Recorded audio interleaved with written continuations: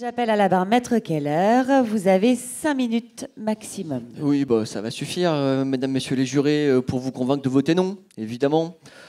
Alors, le procureur Mao brandit son petit livre rouge. Jeremy Rifkin.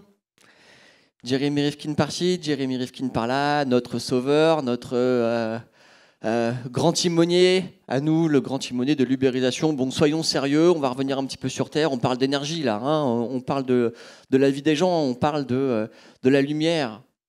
On parle de choses sérieuses. Et c'est ça que je voudrais que vous ayez en tête avant de vous prononcer.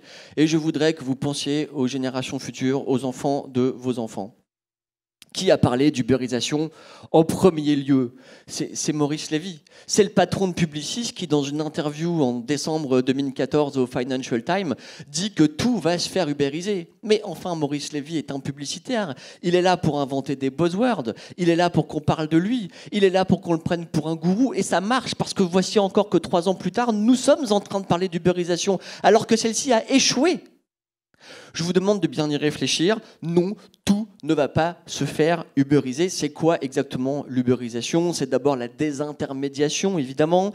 C'est, on en a parlé, l'empowerment. C'est la commodité. C'est effectivement plus simple de commander un chauffeur Uber que d'attendre pendant des plombes un taxi qui n'arrive jamais et qui en plus de ça est raciste.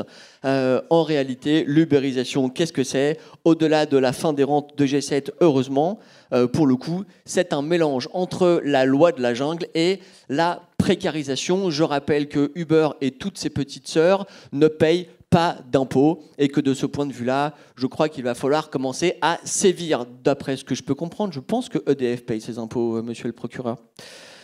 Est-ce que c'est ce cocktail qu'on veut? C'est pas le débat de ce soir. Pour l'énergie. Je crois profondément que l'ubérisation n'est ni souhaitable ni possible. Elle n'est d'abord pas possible parce que dans l'état actuel des choses, on a bien vu qu'il faudrait contourner les énergéticiens pour produire et vendre sa propre énergie, soit en domestiquant les énergies renouvelables, ce qui est injouable, car à ce jour, on ne sait donc pas les stocker et on ne sait pas les distribuer à grande échelle, soit en manipulant soi-même les énergies traditionnelles. On l'a vu qu'il était extrêmement difficile, voire totalement inepte de vouloir manipuler l'énergie nucléaire quand on n'a pas fait Bac plus 14. À titre personnel, je ne m'y risquerai pas et j'aimerais bien que vous ne vous y risquiez pas non plus.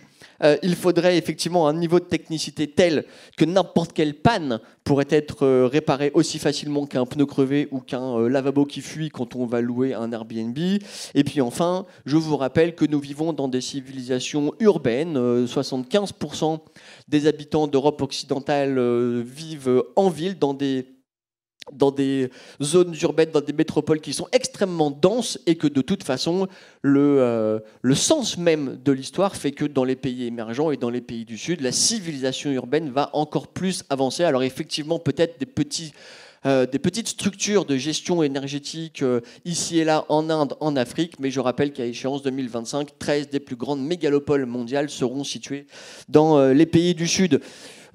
L'ubérisation, de ce point de vue-là, n'est absolument pas une réponse aux enjeux massifs qui concernent l'espèce humaine. On a donc besoin, je le pense, d'un système à la fois centralisé et professionnel, capable de réguler une énergie dont je rappelle qu'elle a besoin d'être consommée exactement à hauteur dont elle est produite. L'énergie n'est pas un produit, c'est un flux.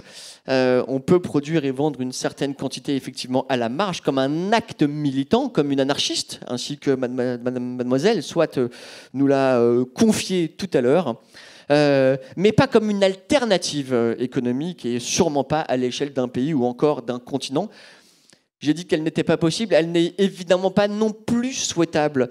D'abord parce que le réseau centralisé apporte, on en a assez peu parlé ce soir, une certaine forme de solidarité et de péréquation financière.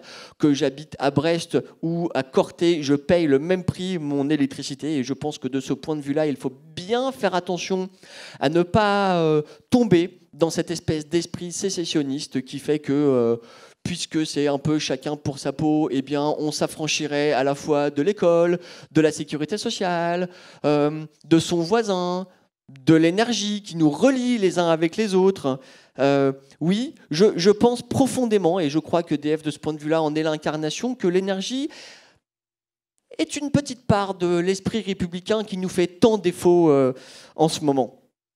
Et puis, je rappelle par ailleurs, à toute fin utile, que... non, je n'appelle à voter pour personne dimanche prochain.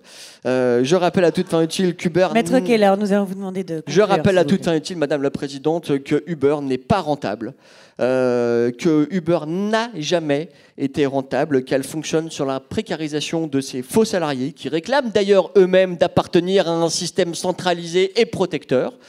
Uber est une bulle prête à éclater. Je crois qu'aujourd'hui, nous ne sommes pas dans un processus d'ubérisation, Madame la Présidente, mais bien tout l'inverse. Nous sommes dans un processus de désubérisation et je vous demande d'en tenir compte au moment de votre vote. Oui à la complémentarité entre un système principal centralisé et une part d'énergie décentralisée confiée à de petits opérateurs qui viennent perturber un tout petit peu le système. C'est le fameux rapport entre le four à pain que j'ai reçu à Noël et le boulanger et ma boulangère que j'aime en plus particulièrement bien. Mais non, Maurice Lévy, non, tout ne va pas se faire ubériser. D'ailleurs, on voit bien quelques années plus tard et quelques années après cette espèce de prophétie à la Paco Rabanne que les G7 existent encore et que, évidemment, le groupe Accor continue à faire et à générer des bénéfices parce qu'ils ont su innover. Donc le tsunami annoncé n'est pas arrivé. Mesdames, messieurs les jurés, je vais vous faire cette petite confidence. Pour que l'énergie soit ubérisée, il faudrait créer le Amazon de l'énergie. Mais il existe déjà. Ça s'appelle EDF. À la question posée, le secteur de l'énergie va-t-il donc se faire ubériser? Je vous demande de répondre non, non pas par idéologie, mais par pur pragmatisme. Et on aurait peut-être besoin un peu plus de pragmatisme par les temps qui courent. Merci beaucoup. Merci, Maître Keller.